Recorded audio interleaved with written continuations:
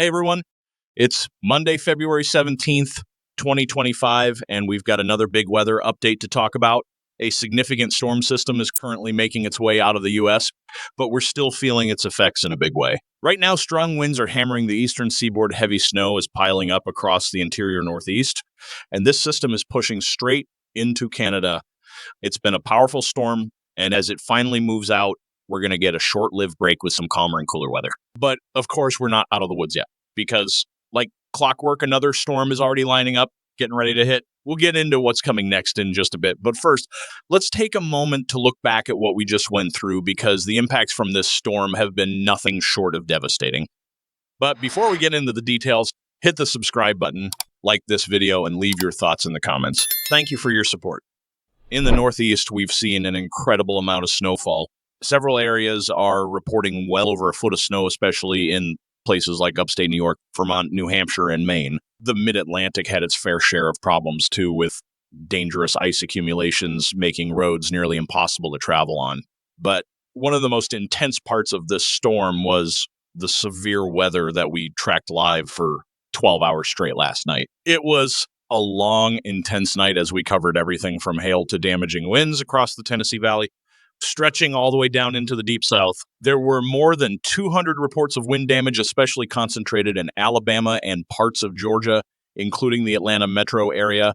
Even this morning, strong winds continued to cause damage in several spots. But while all of that is certainly newsworthy, by far the biggest and most heartbreaking impact of this storm has been the catastrophic flooding in Kentucky, Virginia, West Virginia, and Tennessee. Y'all, I don't even know how to put into words just how bad the situation is right now. Entire communities are completely underwater, and this just keeps happening. Time and time again, these areas get hit with devastating flooding, and this is one of the worst I have ever seen. We're talking about places that got up to 6 inches of rain in just 24 hours. That's an extreme amount of water in such a short period of time, and with the mountainous terrain, that water has nowhere to go except straight into towns and homes. Roads have turned into rivers. Families have been forced to evacuate in the dead of night with little to no warning. Emergency crews have been working around the clock, performing water rescues and doing everything they can to get people to safety. But despite all their efforts, we've already lost several lives to these floodwaters, and tragically, there's still people missing. Now, looking ahead, we've got another major storm on the way, and this one is looking like it could be a serious winter weather event. Right now, models are showing an enhanced risk of heavy snow and mixed precipitation stretching all the way from Kansas City down through St. Louis, western Kentucky, and western Tennessee. There's even a chance this system dips into northern Arkansas. As the storm moves east, it's expected to strengthen, and by the time we hit day 4, the probability of a significant winter storm jumps to around 40% for areas stretching from eastern Kentucky all the way over to Maryland and Delaware. And there's even a chance that this storm rides up the East Coast and brings heavy snow into the I-95 corridor and the interior Northeast. The current storm we've been dealing with is finally heading out, and by Monday morning, it'll be just a memory. But while it exits, we're already seeing the next system start to take shape over the Pacific Northwest. By Monday morning, we could start seeing snow showers in Kansas City, and as Gulf moisture gets involved, things are going to start ramping up fast. By Tuesday morning, we're looking at moderate snow in eastern Kansas and a possible wintry mix setting up around Oklahoma City. The deep south, including East Texas and southwest Louisiana, is going to be dealing with some heavy rain and possibly some thunderstorm activity Tuesday afternoon into the evening. By early Wednesday morning, heavy snow is expected around St. Louis, with a mix of sleet and freezing rain setting up near Memphis and Little Rock. That mix is going to continue pushing east throughout the day, and places like Middle Tennessee and eastern Kentucky could be dealing with snow by Wednesday afternoon.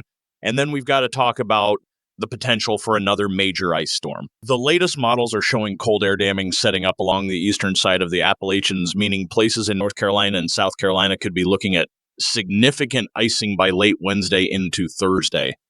As this system moves further east, there's still some uncertainty about what it's going to do. Some models show it hugging the coast and turning into a major nor'easter, while others have it sliding further out to sea. Either way, this storm is going to bring snow.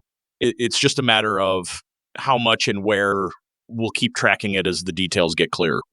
As the storm intensifies, snow will move across the Mid-Atlantic, with Virginia and North Carolina appearing to be prime candidates for substantial snowfall. This storm has the potential to develop into a blizzard in some areas, particularly when strong winds combine with heavy snowfall, creating low visibility and dangerous travel conditions. Snowfall rates could exceed an inch per hour in some areas, and the risk of blizzard conditions characterized by strong winds and heavy snow will be a major concern for anyone traveling in the affected areas. This storm will continue to have an impact through February 19th, with the potential for lingering snow into the morning hours of February 20th.